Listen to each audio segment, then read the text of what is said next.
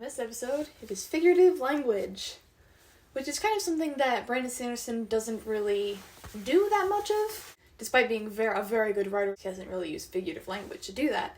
I agree. When you said we were going to talk about figurative language, I'm like, I don't remember any of it, so we'll see how much I remember. Exactly. This is a figurative language from the last couple chapters before part 3 begins, and before there's like one from the intermission sections that I thought was actually really interesting, so I decided to include it. But besides that, I made sure to get some from a chapter with Kaladin, a chapter with Shallan, and a chapter with Adolin and Dalinar as well. So, the first quote that I have, it is a personification. It was during a flashback of Kaladin's past, and the quote was, "It was too cold for plants to enjoy respite." Just simple personification, applying feelings to plants which have none. Simple like that. Yeah, definitely. It's kind of interesting because a lot of the plants can be kind of personified because of how they move. Because they pull into their stalks to protect from the high storms. Mm-hmm. The next one is a simile. It was while Kaladin's, in the same flashback, Kaladin's mother was scraping off the creme deposits from the high storm. And the quote is, "Icicle-like pendants of rock that had formed at the edge of the roof." Yeah, that gives you a good visual of what it looks like. Exactly. It's a way to describe something unfamiliar by using something that most people are familiar with. Yeah, icicles. with the icicles, exactly. Next, I have another simile. He uses a lot of similes and metaphors, especially when describing... That makes sense, since he has created his own entire complete universe, and not just one world, but multiple worlds. So. It makes it easier for us to relate to it. I feel like that's actually one of the things that makes him such a good writer. It's actually his use of the figurative language in this way. Yeah. So this is an exposition from the philosophy book called The Way of Kings that Dalinar reads to kind of calm himself down. This quote is, "Those candle flames are like the lives of men, so fragile, so deadly. Left alone, they lit and warmed. Let run rampant, they would destroy the very things they were meant to illuminate. Embryonic bonfires, each bearing a seed of destruction so potent it could tumble cities and dash kings to their knees." Interesting. It's basically just comparing how the lives of men are like candles, with the ability to create and destroy. Yes. It's relatively similar to various actual real-life philosophical and political books about how much control government should have. Now, I have one quick question. You said that Dalinar read it. You mean Dalinar had it read Yes, sorry. to him? I did write down Dalinar had it read to him, because men do not read, of course. Yes. Next is juxtaposition, which is Dalinar talking to his son, Adolin, about his newest quote-unquote girlfriend. Battle was a masculine art. A woman wanting to come to the battlefield was like a man wanting to read. Unnatural. Yes. Just like we mentioned earlier. And it's just reminding readers of the society of the world and providing insight into the mind of Dalinar that he still believes that that is how things should be. Yes. Next is a hyperbole. Sadeas talking to Dalinar while they're marching to the latest Chasm Fiend sighting. So the quote is, "I doubt that even were I to decide to crawl, I could slow you any further."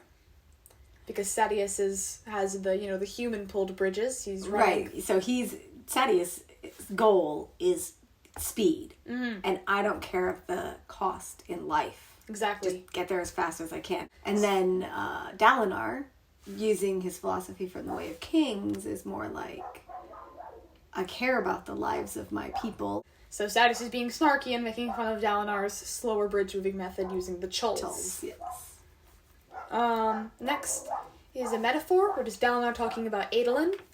"The lad was a genius with the blade, an artist with paint of only one shade." Hey, that rhymed. I didn't even until notice I read that. it out loud. So Adolin is really only good at one thing, but he is dang good at it. And if you remember, dueling was Adolin's callings. Next was a simile, and I actually found this one really interesting, because you mentioned earlier how he likes to use similes to compare things to things we are familiar with. Yes. So this was describing the Chasm Fiend chrysalis, and it said, quote, "The chrysalis itself sat like an enormous oblong rock bud."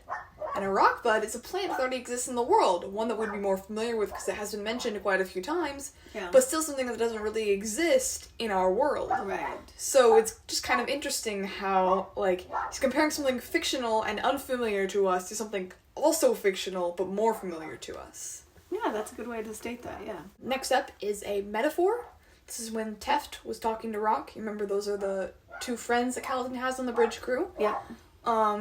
And talking to Rock and Kaladin while down in the chasms. And he said, quote, "It smells worse than a horn-eater's boots in winter down here." He hesitated. No offense. I mean, personally. because Rock is a horn eater. Yes. So it's a common colloquial phrases. Next up is personification. Kaladin, while performing the kata, which is a type of practice with a blade down in the chasms, he just, actually with his spear, and, quote, the spear danced in his fingers, comfortable, an extension of himself.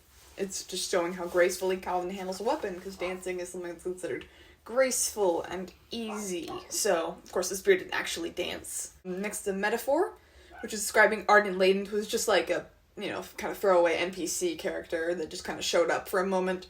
But it was, quote, a short man stepped up to Dalinar, bald and bearded. The Ardent wore thick blue-gray layered robes from which his hands barely extended. The effect was of a crab who was too small for his shell. I found that really funny, because it makes sense they would compare him to a crab, because that's what most of their animals resemble. Next was an onomatopoeia. Don't see many of those. However, this relates back to the codes earlier. This was while Dalinar was working through his problems, but deciding to do manual labor while digging the latrine toilet for the people, using a shard blade and a big hammer. So the onomatopoeia you'll see is the hammer hitting the rock, and it's, quote, never fight other men except when forced to in war. Bang! Let your actions defend you, not your words. Bang! Expect honor from those you meet and give them the chance to live up to it. Bang! Rule as you would be ruled. Bang! So the sound helps to punctuate each thought about the oaths as he says them in his mind. Right, and these are the oaths out of the Way of Kings, the book that is a philosophy that he is trying to bring back. Because of some lines, so of course the light eyes lead the dark eyes, but some lines suggest that, the leader should work for the good of the people. But because of the phrasing of it, people are like, it says the light eyes should work for a dark eyes?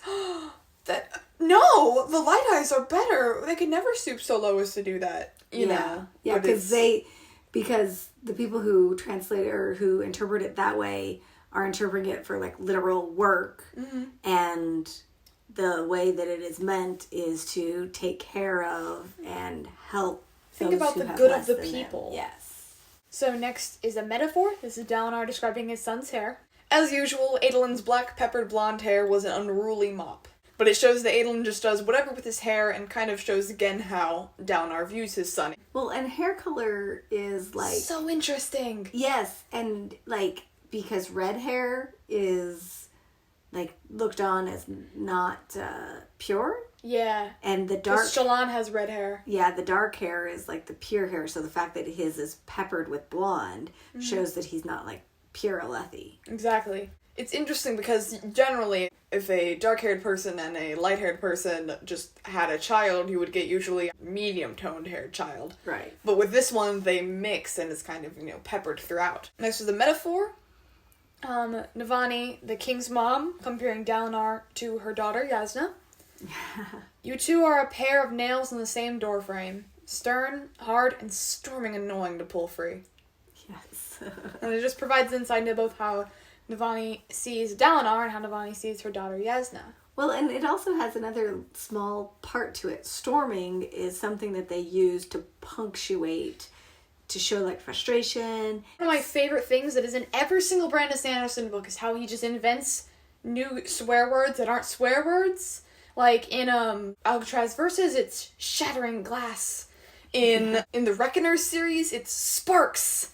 I didn't never catch that. Yeah. Yeah. In the Mistborn series, it's Lord Ruler is one of them. Yes. And there's also Rust. Rust. Yes, that does have to do with metal. And then in this one, it's Storm You. And then in this one, it is Storm or Storming. Storming. Yeah. I just find it funny because there's rarely ever like curse words in his writing, so he just invents new ones, and you immediately know what they mean. You completely understand. No one ever explains them. And then last but by no means least is the one that took place in kind of the interlude section that I decided to include, was a simile. Kind of, I believe a one-shot character, not sure. The whole scene helped provide insight into the Assassin in White's story, which I caught on to later because I was reading it and was so confused. I'm like, why are they just talking about this weird trade deal? Is it just to give context into what life is like in the West, where there's mountains, so the high storms get broken up and are not nearly as strong? So, Risen, it's R-Y-S-N, I don't know. Risen. She's describing it and she says, quote, It was like the entire land were slow to wit. Like a man who was born without all his brains, one who didn't know when to protect himself, but instead just stared at the wall, drooling. So it serves to add context into how other people view the lands to the west, and eventually, probably, because we know that Brandon Simpson plans to have, spacefaring with all these different worlds interacting with each other and traveling, how these people will view the other worlds that they get to. It's like, what do you mean your grass doesn't retract when you step near it? That's weird. Yes.